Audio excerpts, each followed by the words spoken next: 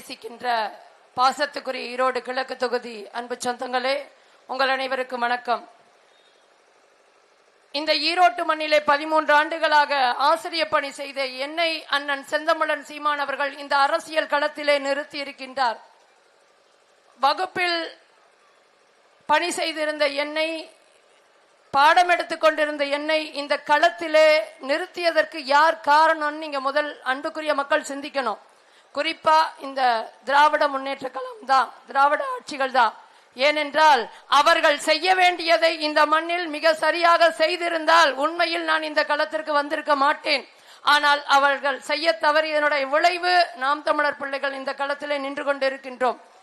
கோடிக்கணக்கில் பணம் வைத்திருப்பவர்கள் தான் அரசியல் செய்ய முடியும் என்ற நிலையை மாற்றி எளியவர்கள் இந்த மண்ணில் ஒரு தூய அரசியலை கட்டியமைக்க முடியும் என்று நிரூபித்தவர் எங்கள் அண்ணன் செந்தமிழன் சீமான் அவர்கள்.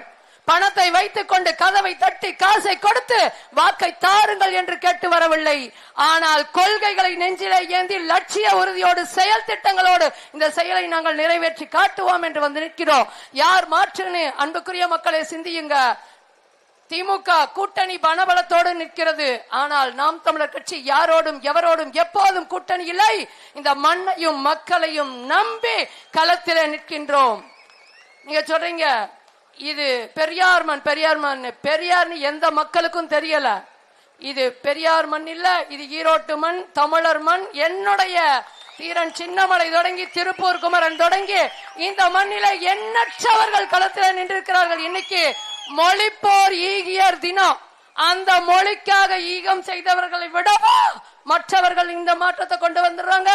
உண்மையில் இந்த மண்ணிலே இயற்கை ஒரு வாய்ப்பை கொடுத்திருக்கிறது. தமிழ் தேசிய விடுதலைக்கான களமாக முதல் வெற்றியை ஈரோடு கிழக்கு தொகுதி மக்கள் நாம் தமிழருக்கு வெற்றியை உறுதி செய்ய போகின்றார்கள்.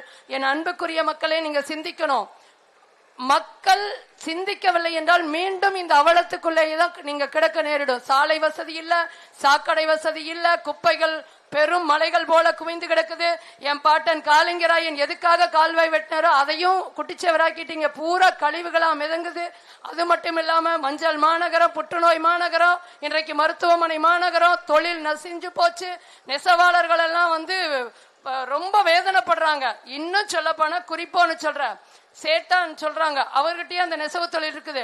அவர் பக்கத்திலே எந்த இடத்துலயும் சொல்ற ஜெயின் கோயில் கட்டியிருப்பாங்க, அது பக்கத்துல அவங்க ஒரு கோயில் கட்டியிருக்காங்க. அங்க பரப்புரைக்கு போகும்போது நான் கண்டிப்பா சீமானுக்கு தான் ஓட்டு போடுவேங்கிறார். என்னங்க நீங்க இப்படி சொல்றீங்கன்னு கேட்கும்போது, ஆமாங்க இந்த தொழிலை விட்டு நாங்க போக வேண்டிய வேலை வந்துருச்சு, எங்க ஒண்ணுமே பண்ண முடியல, ஜிஎஸ்டி வரி எதால ரொம்ப அதிகமா போச்சு, மின் கட்டணம் தலைக்கிறது, அண்ணன் வந்தா இங்க வாழ்றக்காவது வழி இருக்கும் அப்படின்னு சொன்னார். இது உண்மை.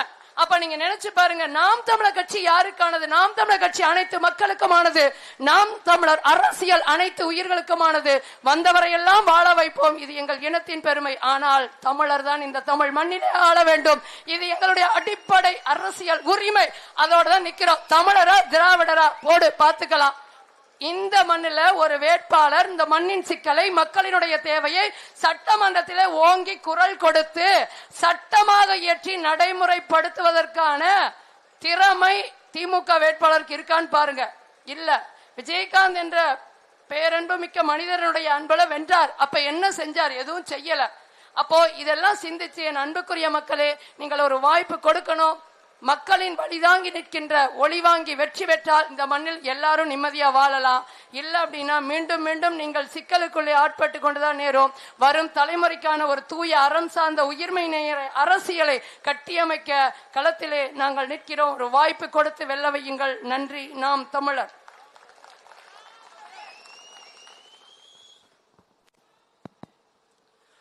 அடுத்ததாக மாநில கொள்கை